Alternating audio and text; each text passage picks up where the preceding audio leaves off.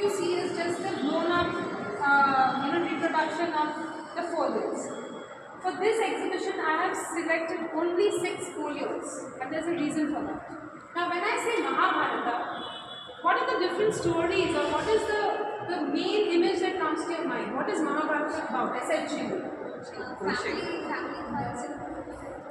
But families, like what are the 2 families, the names that come up to your mind? Kauravas and Pandavas, end of story, that's it, right? But Mahabharata has not become the largest work just like that, talking about the Kurus and the Pandavas. Why? Because it also brings about other interesting stories. Why other interesting stories? Is this central image of Ramayana. Now we all know that Ramayana is the former epic.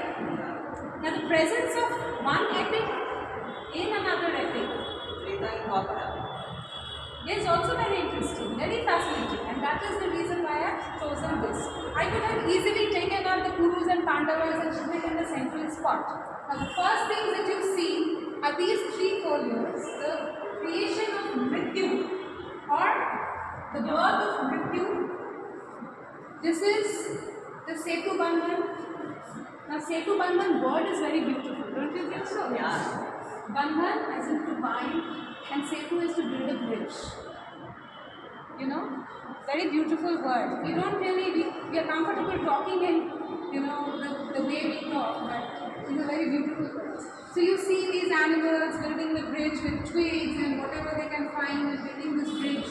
Rama attacking Ravana, and there on the top portion we see Sita in the Ashwat Vatika. That side we see creation of Mrityu, which is a very, very, very fascinating story. I would encourage you all to please go through that story. And here we have King Kushinaga. Now this is also very interesting in the sense that how many of you all know about Shivi?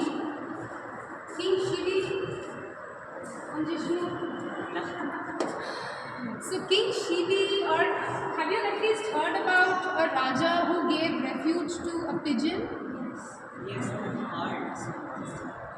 It was seeking protection from a hawk. Yeah. Are you familiar with that story? Heard it, but I forgot it. I don't clearly remember it. So it is also like when we're talking about memory. So this is again refreshing your memories. Yes. So, and how these stories have been passed on. The reason why I chose this folio, I'll get to that. But the story here is depicted of King Kushinara giving protection to the pigeon from the hawk. And then, again an ethical question, a moral reflection, if I may, is when the hawk says or tells the king that by giving it protection, you are doing your duty towards protecting the weaker. But by protecting him, you are doing injustice by me. Why? Because you are taking away my right to food. So, he was a very righteous king.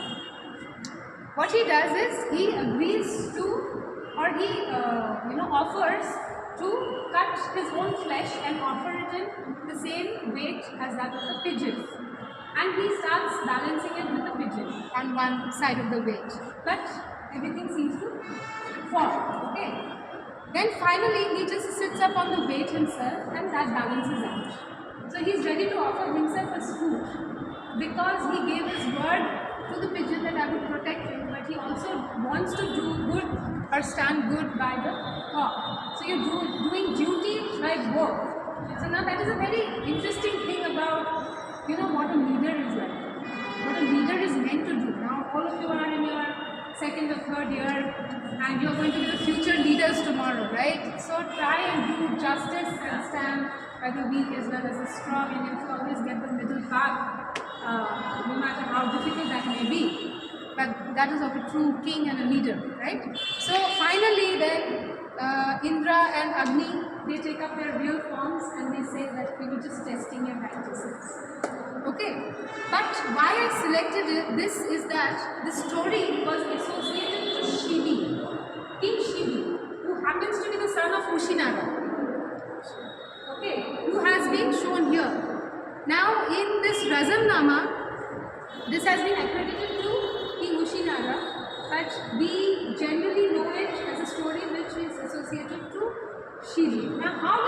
happen, reflect again on something, that all these stories, whether that is the Chandika or the Ramayana or the Mahabharata, is something that has been brought down to us through generations. We may not necessarily have read all the shlokas and the Pandulikhis and all of those, right? But our grandmothers read them out to us. We have heard it from our parents, probably our great grandmothers for some of us, right? So it has mainly been carried down orally through oral traditions. So by accrediting the same story to Ushinara, who is the father, and sometimes, or generally as we know, it to be accredited to Shibi. Do you think there was a flaw in the way it was handed down? Do you think there was some gap in handing out that story down to your next generations? It's always exaggerated. ভাঙতে ভাঙতে কথাটা ভেঙেই যায় মানে somewhat It ভাঙিয়ে sounds একটা almost like a Chinese whisper, It's but like a that is again something which we are Chinese whisper. speculating, right? It is not necessarily that could have been the case. Probably it is truly, it could be that of Ushinara, but then in my generation or that of yours, your generation, I see that nobody knows of Shidi, but that is a different thing. But now that you know, Yeah. I have given you both the names, Shidi as well as Ushinara. Now, who it was truly the story accredited to is something for you all to find out in your generation. So that probably we can try and attempt that that story gets handed down.